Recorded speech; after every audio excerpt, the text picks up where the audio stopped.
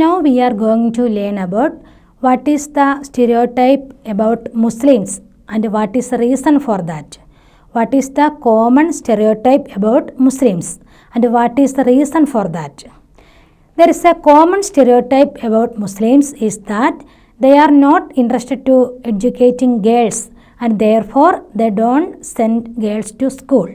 So a common stereotype about Muslims is that they are not interested in educating girls and therefore do not send girls to school. Why? The studies have suggested that poverty is the important reason for it. Poverty is the important reason for not sending Muslim girls to school or drop out from school after a few years. So Muslim girls are not at all interested to going school or they drop out from the school after a few years. The studies suggested that poverty is the main reason for that. But in Kerala, Muslim girls go to school with the other children. What are the reason for that one? Distance between school and home is very less. In Kerala, distance between the home and the school is very less. And what is the next reason? Women teachers are in large numbers in school. Women teachers are there in school in large numbers. And the bus service in Kerala is very efficient. Bus service in Kerala is very efficient. Because of these reasons, in Kerala, Muslim girls go to school with the other children. But in other states, Muslim girls not at all get a chance for education. So, in other state, the real cause of Muslim girls not going to school is poverty, not religion. So, poverty is the main reason for the lack of education in girls in the Muslim community, not religion. Next is the caste system. Caste system. What is meant by caste system? Caste system is a class structure that is determined by birth. Caste system is a class structure that is determined by birth. Caste system divides the Hindus into four main categories. Caste system divides the Hindus into four main categories. Which are they? Brahmins, Kshatriyas, Vaishyas and Shudras. Which are the four main categories of caste system? Brahmins, Kshatriyas, Vaishyas and Shudras. Brahmins including the people of priests and teachers. Brahmins means priests and teachers. Kshatriyas means warriors and rulers. Warriors and rulers. Vaishyas means farmers, traders and merchants. Vaishyas means farmers, traders and merchants. Shudras means laborers. Shudras means laborers. So these are the four main categories of the caste system. Brahmins, Kshatriyas, Vaishyas and Shudras. The first three, Brahmins, Kshatriyas and Vaishyas are treated as upper caste people and Shudras are treated as lower caste people. And one more outcast people are there. They are Dalit. They are Dalit. Street sweepers, latrine cleaners are including in this category. Dalits. Dalits are treated as untouchables. Shudras and Dalits are treated as untouchables. The lower caste were not allowed to enter the homes of the upper caste or take water from the common well or enter the temples. And the lower caste people's children could not sit next to the children of other caste in school. Thus, the upper caste acted in ways which did not give the so-called untouchables the same rights as they enjoyed. So, the lower caste people did not get the privileges and rights which upper caste one enjoyed. So, upper caste one enjoyed some privileges and rights. That rights and privileges did not get by the lower caste one. People are engaged in different kinds of work for earning a livelihood. People are engaged in different kinds of work like teaching, farming, weaving, pottery, carpentry, etc. to earn a livelihood. And some people think that certain kinds of work are valued more than the other. Some people think that certain kinds of work, for example, teaching, then farming, then carpentry, doctors, nurses, etc. are more valuable works than others. And activities like cleaning, washing, cutting hairs, picking garbage are seen as tasks that are less value, and people who do this work are seen as dirty or immoral.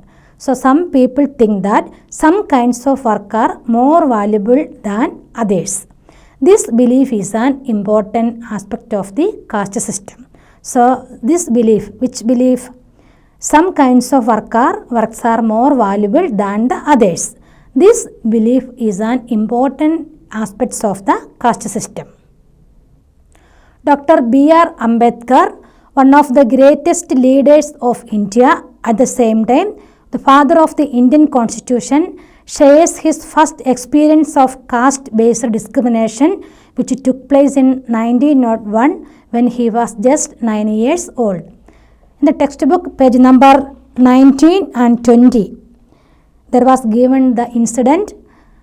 Dr. B.R. Ambedkar faced one discrimination based on the caste system.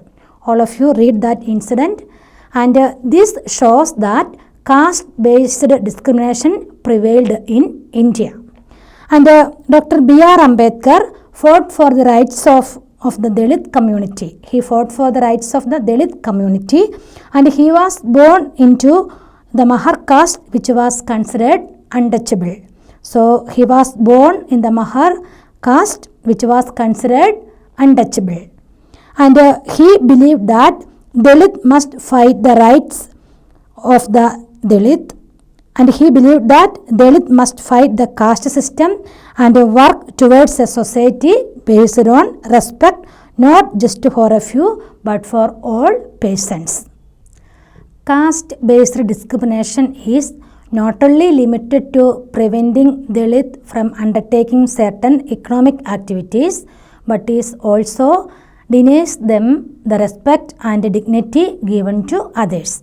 Caste-based discrimination is not only limited to preventing Dalit from undertaking some economic activities, but also it denies them the respect and dignity given to others. That's why the Dalit, women, tribals and peasants fought against the inequalities they experienced in their lives. So the Dalits, women, tribals and peasants fought against the inequalities they experienced in their lives. Next is equality.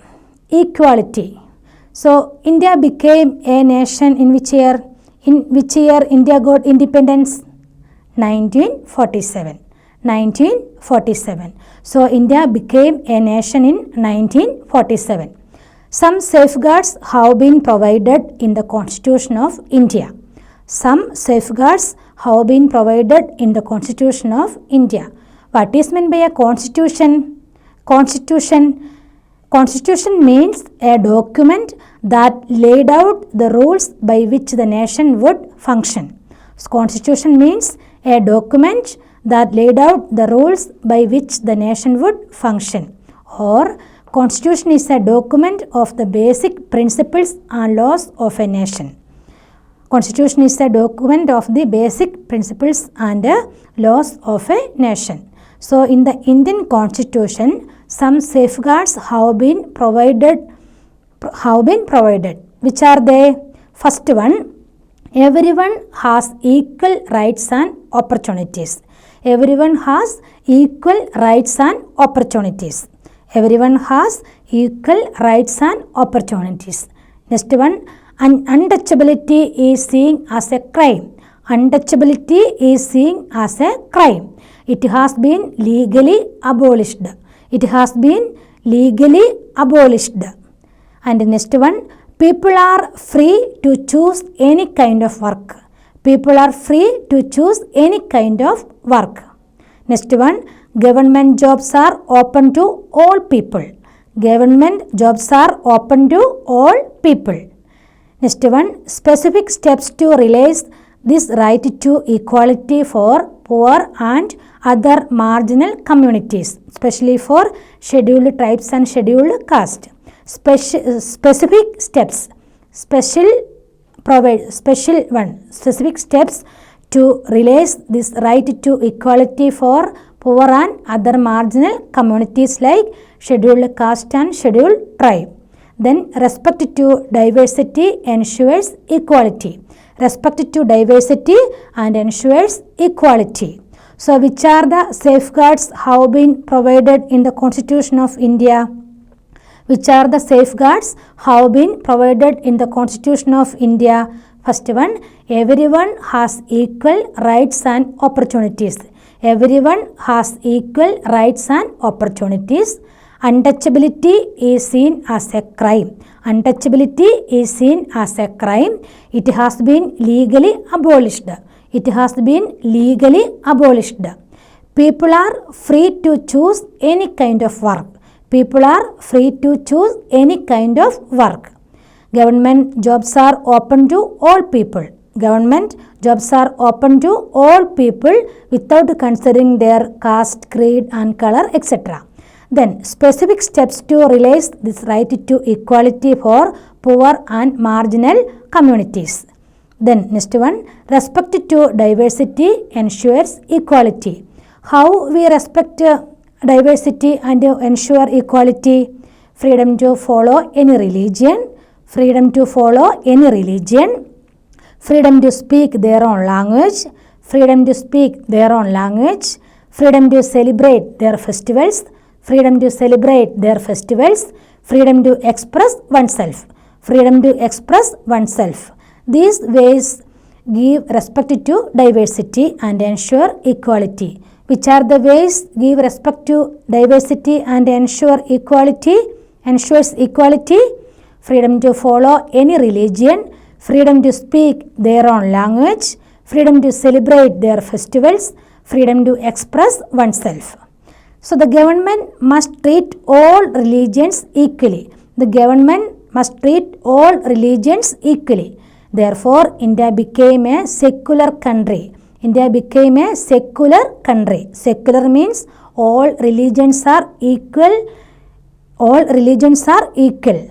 So, where people at different religions and faith have the freedom to practice and follow their religion without any fear of discrimination. So the people of different religions and faith have been the freedom to practice and follow their religion without any fear of discrimination. The first page of the Constitution, that is preamble. Preamble means introduction of the Constitution.